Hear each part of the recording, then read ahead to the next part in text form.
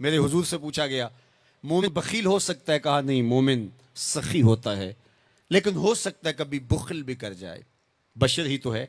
پھر پوچھا گیا مومن بزدل ہو سکتا ہے؟ کہا نہیں، بہادر ہوتا ہے، لیکن ہو سکتا ہے کبھی بزدلی بھی کر جائے۔ بلکہ ایک مقام پہ فرمایا مبخلتن مجبنتن، اولاد کے بارے فرمایا جب بندے کی اولاد ہو جاتی ہے تو دو خصلتیں آ جاتی ہیں، اولاد بخیل بھی کر دیتی ہے، اولاد بزدل بھی کر دیتی ہے۔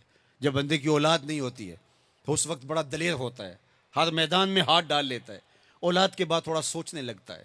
تو میرے حضور نے فرمایا مبخلتن مجبنتن، اولاد تھوڑی سی بخل بھی پیدا کر دیتی ہے، اولاد تھوڑی سی بزدلی بھی پیدا کر دیتی ہے۔ تو پوچھا گیا مومن بزدل ہو سکتا ہے؟ کہا دلیر ہوتا ہے، لیکن ہو سکتا ہے کبھی بزدلی بھی کر جائے۔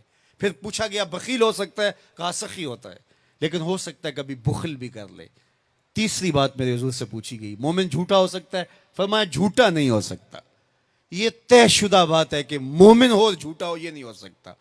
میں اور آپ اپنی زندگی میں اتریں، اپنے شب و روز میں اتریں، اپنے کاروبار میں اتریں، اپنے دوستوں کی بیٹھک میں اتریں اور دیکھیں ہماری زندگی میں کہیں جھوٹ تو نہیں جڑا ہوا۔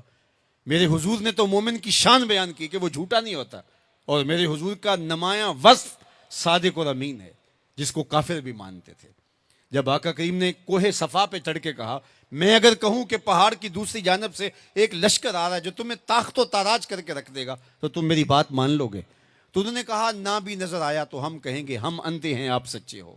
جو اتنا سچا، جس کی صداقت کی قسمیں کھائی جائیں، جس کی امانت کی قسمیں کھائی جائیں، ہم اس کے غلام اور اس کے امتی ہوں۔ یہ بالکل آپ کے پاس جاپان بستا ہے، ایشیائی ملک ہے، اور وہاں بچہ بھی جھوٹ نہیں بولتا۔ وہ کوئی اور گوشت پوست کے بنے ہوئے انسان ہیں، نفس اور شیطان ان کے ساتھ نہیں جڑا ہوا؟ کیا ان کی ضروریات اور ان کی مجبوریاں نہیں؟ لیکن وہ جھوٹ کیوں نہیں بولتے؟ ان کی ماں نے بتایا بیٹے جھوٹ نہیں بولنا، ان کے باپ نے بتایا بیٹے جھوٹ نہیں بولنا، ان کے استاد نے اسکول میں بتایا بیٹے جھوٹ نہیں بولنا۔ اور ہم کیوں بولے؟ ہمارے نبی نے بتایا جھوٹ نہیں بولنا، ہمارے آقا نے بتایا کہ جھوٹ نہیں بولنا۔ اگر ہم آقا کے سچے غلام ہیں تو ہماری زبان سے جھوٹ نکل ہی نہیں سکتا۔ جب کوئی شخص جھوٹ بولتا ہے، حدیث پاک میں آتا ہے اس کے منہ سے بدبو نکلتی ہے، جس سے اللہ کے رحمت کے فرشتے ایک میل دور ہٹ جاتے ہیں، اور اگر وہ پھر جھوٹ بولتا ہے تو فرشتے اور پیچھے ہٹتے چلے جاتے ہیں۔ اب سویر سے لے کر شام تک جھوٹ جھوٹ اور جھوٹ، اور فرشتے کہاں کے کہاں پہنچ گئے۔ رحمت کے فرشتے تو نیڑے ہیں ہی نہیں، تو پھر کاروبار میں بھی بے برکتی ہوگی، گھر میں بھی بے برکتی ہوگی، اس دواجی زندگی میں بھی تلخیاں ہوں گی۔ پھر ہم بھاگتے ہیں عاملوں کے پاس، اس نے کہا شکر ہے تو وقت پہ آ گیا، ورنہ تعویذ چل جانے تھے، تیرے اوپر تو کسی نے ڈاڑے تعویذ کیے ہوئے۔ او میاں وہ تعویذ جھوٹ کا ہے، وہ جادو ٹونا جھوٹ کا ہے، رحمت کے فرشتے دور ہٹ گئے اور ہم اندھیروں میں آ گئے۔ آؤ سچائی کو شعار زندگی بنا لو، رحمت کے فرشتے اپنے نوری پر تان دیں گے تمہارے اوپر، اور تم ایک انوار کے ماحول میں جینا سیکھ لو گے۔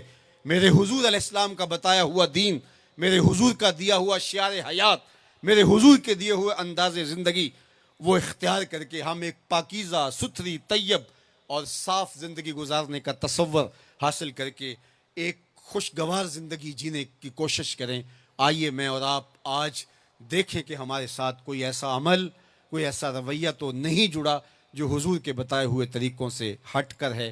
آؤ اپنی زندگی کو ان کے قدموں میں ڈال دیں، ہمارا رویہ بتائے ہم حضور کے غلام ہیں، ہمارا طرز زندگی بتائے ہم حضور کے غلام ہیں، ہمارا انداز حیات بتائے ہم حضور کے غلام ہیں۔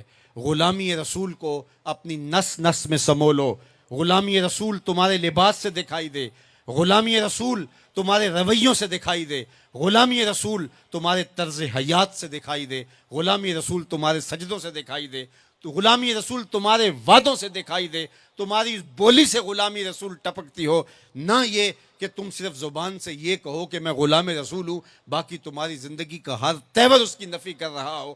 آؤ میں اور آپ آج کی اس بزم نور کے اندر یہ عہد کر کے اٹھیں کہ زندگی کی ایک ایک سانس حضور کی اطاعت میں گزاریں گے، جئیں گے تو حضور کے لیے، مریں گے تو حضور کے لیے، اور زندگی کی ایک ایک سانس حضور کے نام لگائیں گے اور ان کے لیے جئیں گے اور انہی کے لیے مریں گے۔